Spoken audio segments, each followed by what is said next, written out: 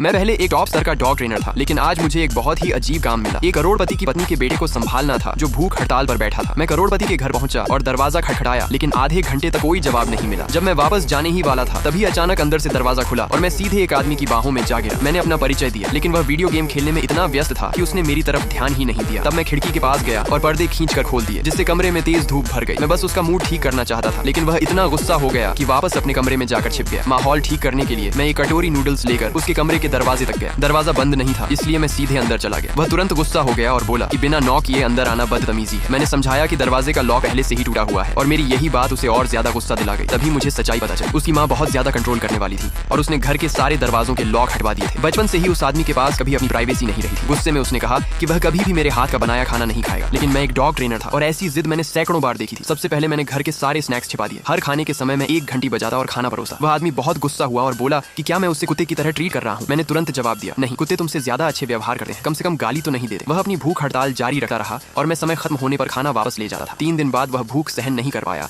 और अपने कमरे से बाहर आ गया। मुझे पता था पहला कदम सफल हो गया है। फिर मैं उसके सामने बैठ गया और कहा, अगर तुम ठीक से खाना खाओगे तो मैं तुम्हारे कमरे का लॉक ही करवा दूंगा। वह मुझे खाली नजरों से देखने लगा। मैंने आगे बढ़कर उसके बालों को हल्के से सहला दिया। कुछ दिनों बाद मैंने अपना वादा निभाया और उससे खुद चाबी देकर लॉक ही करवा दिया। उस रात उसने चुपचाप खाना खत्म किया और मुझसे फिर से उसके बाल सहलाने के लिए कहा। मैंने उसे नजरअंदाज किया और बस उसे एक और कटोरी चावल दे दिया। वह तुरंत गुस्से में अपने कमरे में चला गया। रात देर में मैं उसके वीडियो गेम खेलने की आवाज से जाग गया। तब मुझे एहसास हुआ कि उसके अंदर बहुत ज्यादा एनर्जी है, बिल्कुल एक कुत्ते की तरह। अगले दिन मैंने उसका गेम बंद कर दिया और उसे हाइकिंग पर चलने का सुझाव दिया, लेकिन वह बाहर जाने में आलसी था और किचन में खाना ढूंढने चला गया। तभी दरवाजे पर एक लड़की आई। उसने खुद को उस आदमी की मंगेतर बताया और आते ही मुझसे कहा कि उसे खाना पसंद नहीं है, अब से तुम्हें सिर्फ मेरे लिए खाना बनाना होगा। लेकिन अगले ही पल वह आदमी शिकायत करने लगा कि मैंने खाना कम बनाया है। जैसे ही उसने उस लड़की को देखा, उसका चेहरा तुरंत उतर गया और वह तुरंत अपने कमरे में जाकर बंद हो गया। लड़की ने दरवाजे का लॉक देखा और तुरंत मुझे दोष देने लगी। उसने जानबूझकर उस आदमी की माँ को फोन किया और कहा कि मेरे उस आदमी के लिए गलत भावनाएं हैं। उसकी माँ ने बिना सोचे समझे उसकी बात पर विश्वास कर लिया और मुझे तुरंत नौकरी से निकालने का फैसला कर लिया। मुझे चिंता थी कि अगर मैं चला गया तो उस आदमी की जो थोड़ी बहुत हालत सुधरी है वह फिर से खराब हो जाएगी। लेकिन उसकी माँ मेरी कोई बात सुनने को तैयार नहीं थी और मुझे पैसे देकर जाने को कह दिया। मुझे अपने भाई की याद आई जो इस पैसे से अपनी सर्जरी करवाने का इंतजार कर रहा था। मैंने अपने आंसू रोके और उस आदमी को अलविदा कहा। उसी पल वह आदमी पहली बार रोया। उसने मेरा हाथ पकड़ लिया और मुझसे जाने की विनती करने लगा।